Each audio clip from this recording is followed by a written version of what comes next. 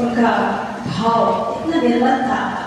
कोई भी फकीर आए, कोई भी साधु आए, सन्यासी आए, सभी के साथ उनका बहुत ही आत्मीय संबंध होता था। इसीलिए उन्होंने बाबा को पहचान लिया और बाबा को बुलाया, बिठाया और ऐसे साईं का धीरे धीरे शिवजी में ठहरना हुआ और आप वापस हो गई, साईं वहीं रह गए। और इस तरह उस समय से लेकर 60 वर्ष तक बाबा ने शिरडी में वास किया। शुरू में लोगों ने साईं को एक सामान्य साधु, सामान्य संत समझा। धीरे धीरे जब बाबा की बातें लोगों की समझ में आने लगी, जब भी कोई मौका आता बाबा अद्भुत हो जाते। बाबा की बातें, संकट जब भी कोई आता, कोई भी रोग, कोई भी बीमारी, कोई भी ऐसी परेशानी जो आम नहीं होती, जिसका समाधान नहीं दिखता, बाबा के पास होता एक पल में।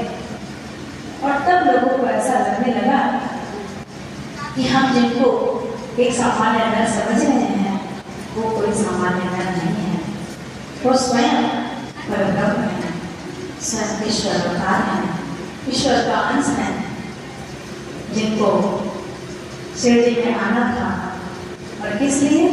क्योंकि उनके गुरु उनको सबसे कहते हैं गुरु के बिना न तो ज्ञान मिल सकता, न मोक्ष मिल सकता। तो गुरु का आश्रय पकड़ के रखना है, उनके बिना मुक्ति संभव नहीं है।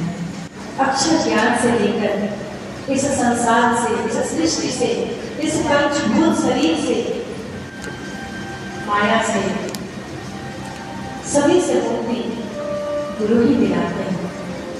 कहते हैं,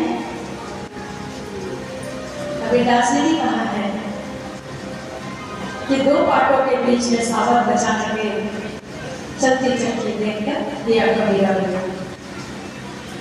संसार जो है वो दो चक्की का पाठ है और हम उसमें फिस रहे हैं। किंतु हमारी रक्षा कब होती है? जब हम दो पाटों के बीच में बना हुआ जो गंड होता है, जो स्तंभ होता है, जिस पर चक्की गड़ी होती है,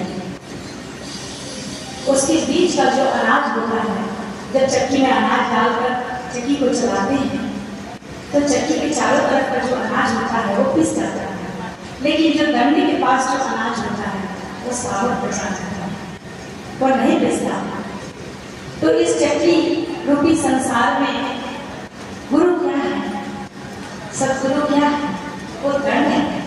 आप उस दंड को पकड़े रहिए, आप चक्की में कभी नहीं पिसेंगे, साबुत ही रह जाएंगे और साबुत ही आपको उतार कर संसार से आपके सतगुरु मोक्ष को ले जाएंगे। जब से बोले साईनाथ।